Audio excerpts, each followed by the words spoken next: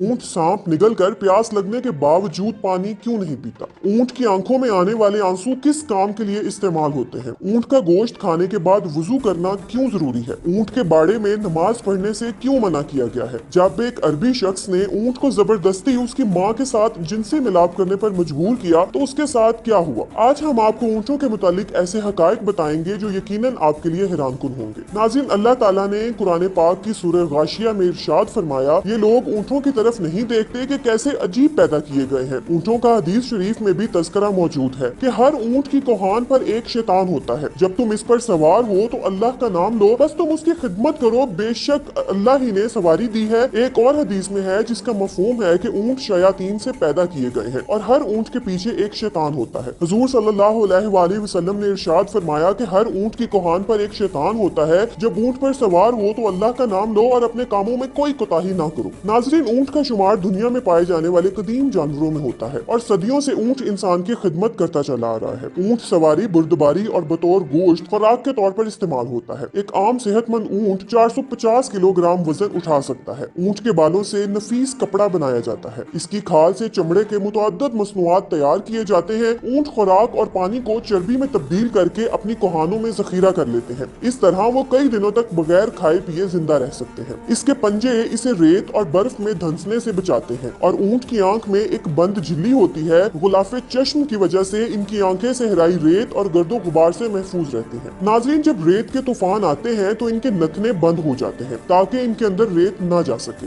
ऊंट की नाक के नथने सामने से सीधे नहीं होते बल्कि तिरछे होते हैं। इसी वजह से खुले नथनों में भी रेत बराह रास्त जमा नहीं हो सकती। ऊंट को सहराई जहाज कहा जाता है। ऊंट की दो इकसाम बहुत ज्यादा मशहूर है। पहली किस्म के वो ऊंट हैं जिनकी एक कोहान होती है। दूसरे नंबर पर वो हैं जिनकी दो कोहानी होती हैं। ऊंट 40 मील फी घंटा की रफ्तार से दौड़ सकता है। ऊंट के ऊपर वाले होंठ दरमियान से कटे होते हैं, यानी दो हिस्सों में तकसीम होते हैं और ये उन होंठों को ऊपर नीचे हरकत दे सकता है। ऊंट के होंठों पर गद्दी नुमा खाल होती है जिस पर छोटे छोटे बाल होते हैं। उनकी मदद से ये अपने होंठों को कांटों से महफूज रखता है। ऊंट कांटेदार दरख्तों को बड़े मजे से खाता है क्योंकि इसकी आंतड़ियां मजबूत होती हैं। ऊंट हर उस घास फूस को खा लेता है जिनको दूसरे जानवर नहीं खा पाते। माहिरीन ने इस बात का दावा किया है कि ऊंट 3 मिनट में 200 लीटर तक पानी पी सकता है। इतनी तेजी से, इतनी ज्यादा मिकदार में कोई और जानवर पानी पीने की सलाहियत नहीं रखता। सैयदना जाबिर रज़ी अल्लाह ताला अन्हा बयान करते हैं कि मैं नबी करीम सल्लल्लाहु अलैहि वसल्लम की खिदमत में हाजिर था कि एक आदमी आया। उसने आप सल्लल्लाहु अलैहि वसल्लम से सवाल किया कि क्या मैं बकरी का गोश्त खाने पर वुजू करूं? तो आप सल्लल्लाहु अलैहि वसल्लम ने जवाब दिया कि अगर चाहो तो वुजू कर लो और अगर चाहो तो ना करो, जरूरी नहीं। साइल ने कहा कि क्या मैं ऊंट का गोश्त खाने पर वुजू करूं? तो आप सल्लल्लाहु अलैहि वसल्लम ने फरमाया, हाँ, ऊंट का गोश्त खाने पर वुजू करना होगा। साइल ने पूछा कि मैं ऊंट के बाड़े में नमाज पढ़ सकता हूँ? फरमाया, नहीं, ऊंटों के बाड़े में नमाज नहीं पढ़ सकते।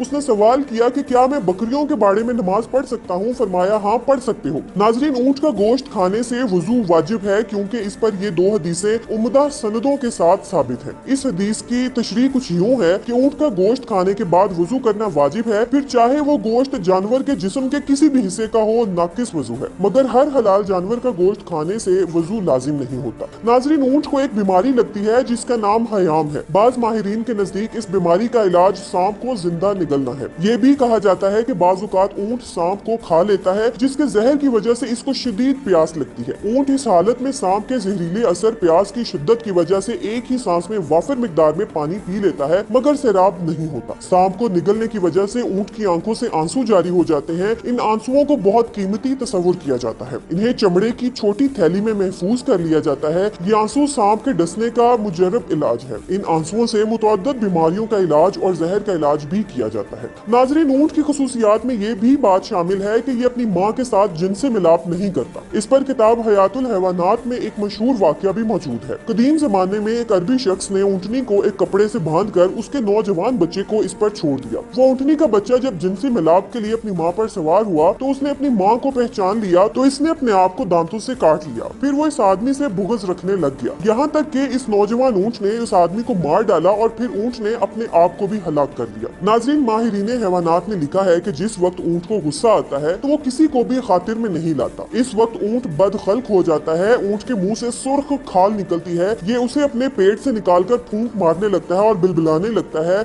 और इसके मुंह से झाग निकलने लगती है। इस तरह गुस्से की हालत में खाना पीना तर्क कर देता है। ऊंट सबसे ज्यादा बुग़्ज़ और कीना रखने वाला जानवर है, मगर इसी के साथ साथ इसमें सब्र, तहम्मुल और दूसरों पर हमला करने की सलाहियत भी मौजूद होती है। नाज़रीन, ऊंट के बदन में पित्ता नहीं होता है, शायद इसीलिए इसके अंदर सब्र, तहम्मुल की बेपनाह कुव्वत होती है। ऊंट के अंदर निहायत अताअत और फर्माबरदारी का जज्बा होता है। इसकी फर्माबरदारी का यही आलम है कि अगर कोई चुपाया इसकी नकेल दबाकर जहां ले जाना चाहे आसानी के साथ ले जाया जा सकता है, क्योंकि ये अताअत से कभी रोगर्दानी नहीं करता। ऊंट के जिगर में अजीबो गरीब चीज पाई जाती है जो पित्ते की तरह होती है। गालबन वो एक किस्म की खाल होती है जिसमें लुआब लगा होता है। माहिरीन के मुताबिक इस खाल का ये फायदा है कि अगर इसे बतौर सुरमा इस्तेमाल किया जाए तो आंखों पर निकलने वाले दाने खत्म हो जाते हैं। ऊंट जब नीचे जमीन पर बैठता है तो इसका जिस्म थोड़ा सा ऊपर को उठा होता है, जबकि दूसरे जानवरों में ये खसूसियत नहीं पाई जाती।